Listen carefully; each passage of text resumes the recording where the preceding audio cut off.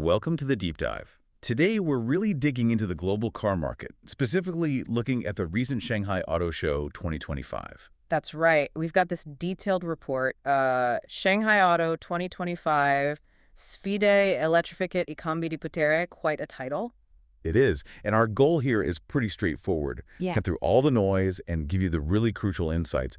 What does this show tell us about where cars are heading and, who's actually winning? Exactly. Think of it as your focused briefing. We're pulling out the most significant shifts, the key takeaways from Shanghai, and what they signal for the future, especially in China's market. Which is just massive, isn't it? You can't really talk about the global auto industry without focusing on China these days. It's huge, dynamic, and, as this report shows, getting incredibly competitive. Absolutely. The competition there is intense. So let's dive right in. The report opens with a pretty startling statistic about market share. It really does. It jumps right out at you.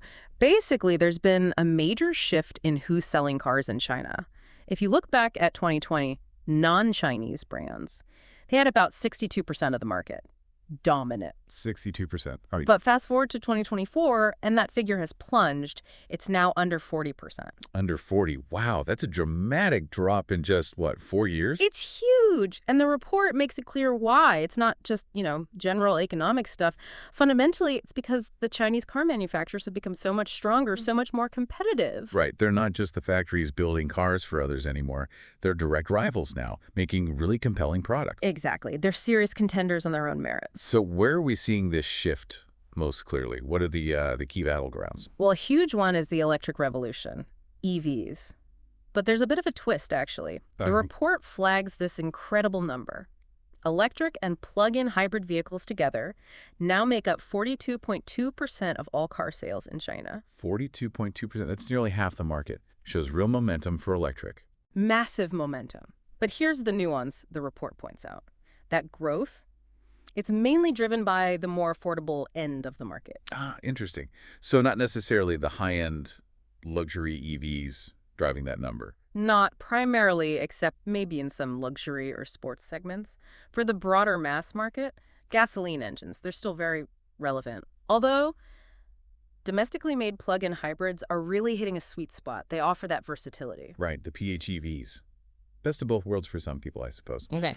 So if Chinese brands are surging, especially in EVs and PHEVs, how are the big European names reacting? Your Mercedes, Audi, BMW, VW. They're definitely paying attention. They have to. Their response involves bringing out new electric models, of course, but also focusing heavily on digital features, things specifically tailored to what Chinese buyers want. More tech integration, better infotainment, that sort of thing. Precisely. And beyond just the cars themselves, we're seeing a big increase in investment. They're setting up more local R&D, more design centers in China. Which makes sense. You need to be close to the market to really understand it, especially one moving this fast. Exactly. A one-size-fits-all approach just won't work anymore. Not there. And speaking of competition, the report mentions another layer, entirely players who aren't even traditional car companies. Yes, this is fascinating. You've got major Chinese tech firms, big names in phones and software like Xiaomi and Huawei jumping into the car game. Seriously, phone companies making cars. Well, maybe not making the whole car initially, but providing the brains, the operating systems, the connectivity. They bring huge expertise in user interface, software, AI. It adds a whole new competitive dimension. I can see that. Think about how integrated our phones are. They want that for the car experience.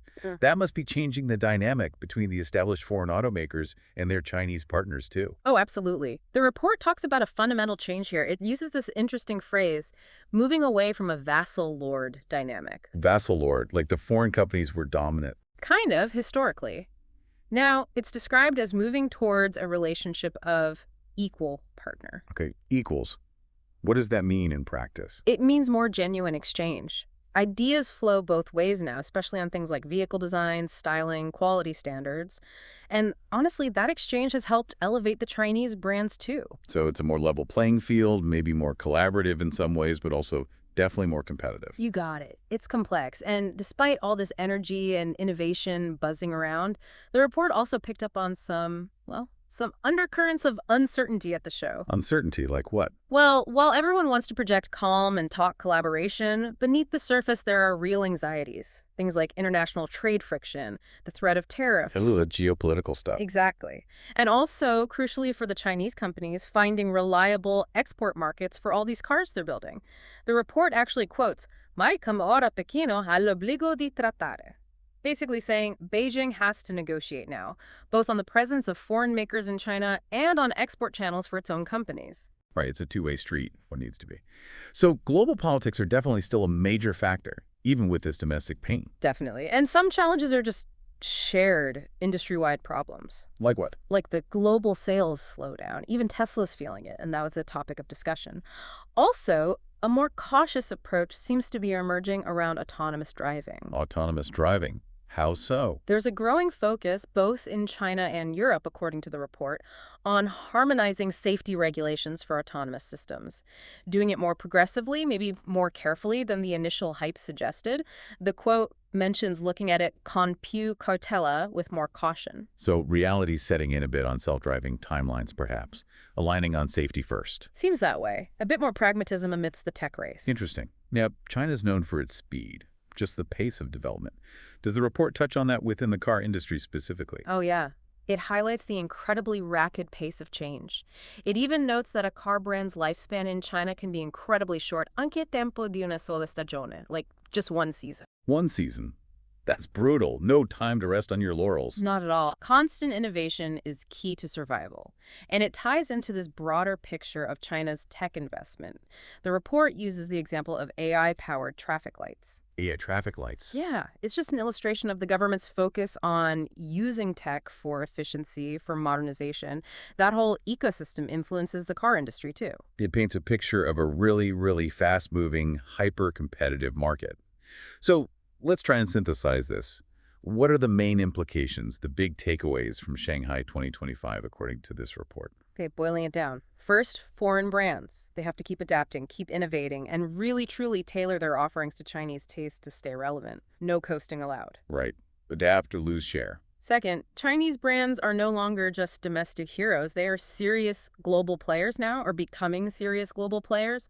Their rise is reshaping the entire industry. A fundamental power shift. Definitely. Third, the future is this complex dance between cooperation and fierce competition. And finally, underpinning everything is the relentless push for electrification and digitalization. That means huge, ongoing investment in tech is just table stakes now. So Shanghai 2025 really acts as a snapshot of this massive transformation. Chinese brands ascendant, EVs dominant, established players scrambling to adapt, and tech becoming absolutely central. That sums it up pretty well. It's a dynamic, maybe even turbulent time for the auto world. It really makes you think. Which leads us to that final thought. Mm. Given this incredible speed of change, especially in China, and these new tech players jumping in, what's the next big disruption we might see coming down the road in the global car industry? That's the million-dollar question, isn't it? Something unexpected is probably just around the corner. Definitely something for all of us to keep an eye on.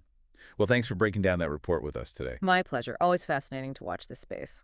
And for everyone listening, if you found this deep dive helpful, please do give us a like and make sure you subscribe to the channel. We'll be back with more explorations of key global trends soon.